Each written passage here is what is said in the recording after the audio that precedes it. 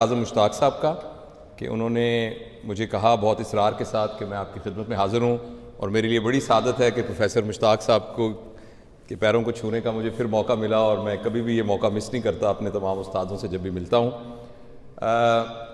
میں مشتاق صاحب نے یہ کہا تھا، اعظم مشتاق صاحب نے، کہ آپ کے پاس 10 منٹ ہیں اور 10 منٹ میں آپ نے میڈیکل کے علاوہ کوئی اور بات کرنی ہے۔ تو ابھی میں رستے میں سوچتا آ رہا تھا کہ میں آپ سے کیا بات کروں، تو مجھے یاد آیا کہ آج کل یہ واٹس ایپ کا دور ہے اور بہت ساری باتیں جو دنیا میں ہوتی ہیں وہ سب تک پہنچ جاتی ہیں۔ تو ایک بہت بڑی سٹڈی ہارورڈ یونیورسٹی میں ہوئی ریسنٹلی کیا ابھی بھی چل رہی ہے اور پچھلے 70-75 سال سے چل رہی ہے۔ اس میں انہوں نے ہارورڈ کے جو ٹاپ گریجویٹس تھے ان سب کو لانگیٹیوڈنلی فالو کیا، اور 70-75 سال ہو گئے ہیں وہ سٹڈی چل رہی ہے۔ اس میں سے بہت سے لوگ ایسے تھے کہ جو وہاں امریکہ کے پریزیڈنٹ بنے، 2-3 تو امریکہ کے پریزیڈنٹ بنے، کچھ آسٹروناٹس بنے، کچھ سائنٹسٹ بنے، کچھ لوگ ایسے تھے جنہوں نے نوبل پرائز حاصل کیا، اور کچھ لوگ ایسے تھے کہ وہ کنوکٹ ہوئے اور جیلوں میں بھی رہے، کچھ ایسے لوگ بھی تھے جنہوں نے خودکشیاں کی، اور کچھ لوگ تھے جو آرٹسٹ بنے۔ تو ان سب کی لائف کو انہوں نے اسٹڈی کر کے یہ دیکھا کہ ان میں سے خوش کون تھا اور کون ناخوش تھا۔ تو آپ حیران ہوں گے کہ اس ساری اسٹڈی کے نتیجے میں جو سینس آف ویل بینگ ہے اور ہیپینس ہے اور جو ایک مطمئن زندگی ہے، اس کا جب کرائیٹیریا دیکھا گیا تو اس میں ایک چیز کامن تھی، اور وہ کامن چیز پیسہ نہیں تھی، وہ عہدہ نہیں تھا، وہ ڈگری نہیں تھی، وہ تعلیم نہیں تھی، وہ بچوں کی تعداد نہیں تھی، وہ بچوں کی سکسیس نہیں تھی۔ وہ یہ تھی کہ جن لوگوں نے اپنے رشتے نبھائے اور جن کے اندر ریلیشن شپ ڈیولپ کرنے کی ایبلٹی تھی، وہ لوگ بہت خوش رہے۔ جو رشتوں کو بنا سکے، رشتوں کو نبھا سکے، رشتوں کے سلسلے میں کوئی کانفلکٹ آ جائے تو اس کو برداشت کر سکے، تو وہ لوگ تھے کہ جو کہ زندگی میں اطمینان کے ساتھ زندگی گزاری۔ تو میں آپ سب کو مبارکباد پیش کرتا ہوں کہ آئی ایم شیور کہ آپ دنیا کے کچھ حصوں میں ہوں گے، کوئی پاکستان کے مختلف جگہوں پر ہوں گے، مگر آپ سب لوگ اکٹھے ہوئے ہیں تو یہ بنیادی طور پر ایک میچور آدمی کی ویل بینگ کی نشانی ہے کہ اس کے رشتے کتنے مضبوط ہیں۔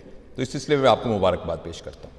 دوسری بات جو میں آپ مختصر بتانا چاہتا ہوں اسی ضمن کے اندر، کہ اور کیا کیا ہمیں لٹریچر کیا کہتا ہے کہ اگر انسان مطمئن ہے تو اس کا کیا کرائیٹیریا ہے۔ تو اس سلسلے میں آپ سب جانتے ہیں کہ ہمارے ایک انسان کو ہم 4 حصوں میں تقسیم کر سکتے ہیں۔ ایک انسان جو چلتا ہوا آ رہا ہے ہمارے سامنے، اس کے اندر بنیادی طور پر 4 ڈائمنشنز ہیں۔ اس کی ایک ڈائمنشن اس کی فزیکل ڈائمنشن ہے، اور اس کو میئر کیا جا سکتا ہے PQ سے، which is physical quotient، جس کا مطلب یہ ہے کہ آدمی کی باڈی کتنی صحت مند ہے۔ دوسری چیز ہے IQ، جس سے اس کے انٹلیکچوئل کوشنٹ کو میئر کیا جا سکتا ہے کہ اس کے اندر ریزننگ کتنی ہے، پرابلم سالونگ کتنی ہے، ذہانت کتنی ہے، علم کتنا ہے۔ اور اس کا جو تیسرا ڈائمنشن ہے وہ ہے EQ، یعنی اس کا ایموشنل کوشنٹ، وہ جذباتی طور پر کتنا بیلنسڈ ہے اور وہ کیسے لوگوں کے ساتھ ایموشنلی انٹریکٹ کر سکتا ہے۔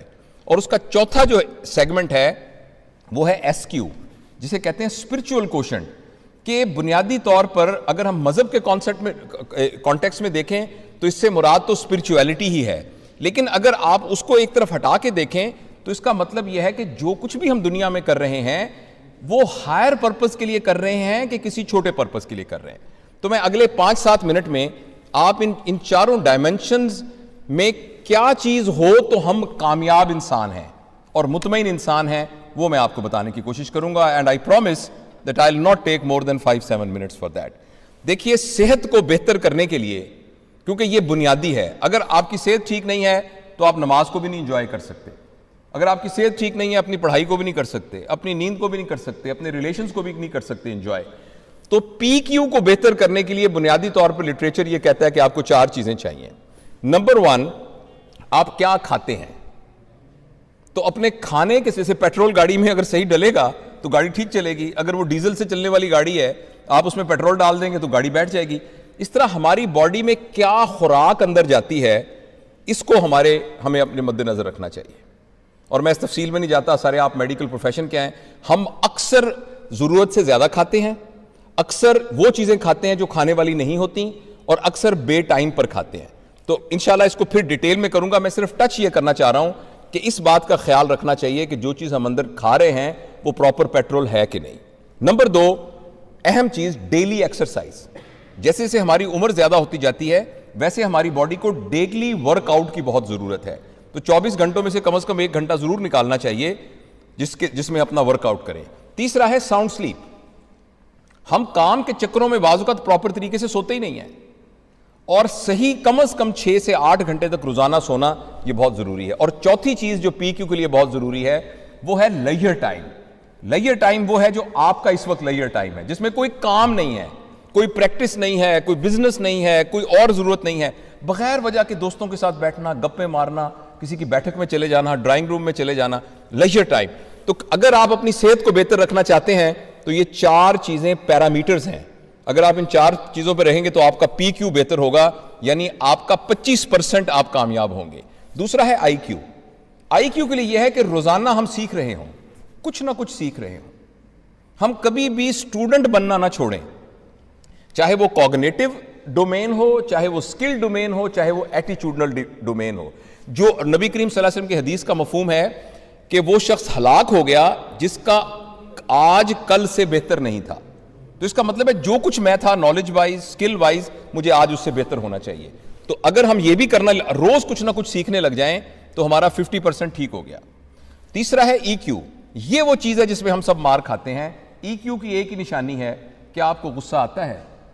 अगर आपको गुस्सा आता है तो इसका मतलब है आपका ईक्यू बहुत लो है, क्योंकि गुस्से के अंदर cognitive domains, pre frontal cortex जो है वो बिल्कुल, प्री फ्रंटल गायरस बिल्कुल बंद हो जाता है और हम सिर्फ अपने अमिगडला की बुनियाद पर सोचते हैं। तो लिहाजा मैं लंबी तफसील में नहीं जाता। अगर आप यूट्यूब में जाएंगे या मुख्तलिफ लिटरेचर देखेंगे तो बहुत सारी इसके बारे में डिटेल मौजूद है। जिस शख्स को गुस्सा आता है उसका मतलब है उसका ईक्यू ठीक नहीं है। इमोशनल क्वोशंट का मतलब यह है कि can you understand your feeling and can you understand others feeling and can you correlate with them in such a way that there is a win win situation. तो अगर ये हमसे अभी तक काबू नहीं हुआ तो इसको काबू करना जरूरी है। तो इससे हम 75% नॉर्मल हो जाएंगे। और आखिरी है एसक्यू। एसक्यू का मतलब यह है कि जो कुछ भी आप काम कर रहे हैं किस पर्पस के लिए कर रहे हैं। फर्ज करें एक डॉक्टर है, वो सुबह से लेकर शाम तक काम करता है और वो ये कहता है कि मैं मरीजों का बहुत अच्छा इलाज करूंगा ताकि मेरे पास गाड़ी बड़ी हो जाए, ताकि मैं 2 मुरब्बे जमीन खरीद लूं, ताकि मैं एक बहुत बड़ा प्लाजा बना लूं, ताकि मेरी एक फैक्ट्री हो जाए, और लेकिन बड़ी ईमानदारी से काम कर रहा है तो उसमें कोई हरज की बात नहीं। एक और आदमी है वो भी उतनी मेहनत से काम कर रहा है और उतना ही पैसा कमा रहा है और साथ ये कह रहा है कि मैं इसलिए करना चाहता हूं कि मैंने माल न्यूट्रिशन को पाकिस्तान में से खत्म करना है। अब दोनों एक ही तरह से काम कर रहे हैं, दोनों एक ही तरह के पैसे कमा रहे हैं, एक ही तरह की आसाइश की जिंदगी में गुजार रहे हैं, मगर ये जो दूसरा आदमी है इसका एसक्यू हाई है बनिस्बत उसके जिसका के पर्पस और था। तो बस सॉरी, टीचर की बुरी आदत होती है कि हर वक्त जिसको देखता है पढ़ाना शुरू कर देता है। तो मैं सिर्फ ये आपसे मुख्तसर अर्ज करना चाहता था कि ये 4 डायमेंशंस ऑफ लाइफ हैं, इनको हमेशा मद्देनजर रखना चाहिए। PQ, IQ, EQ and SQ। अल्लाह ताला आपको बहुत खुश रखे, सलामत रखे। बहुत बहुत शुक्रिया।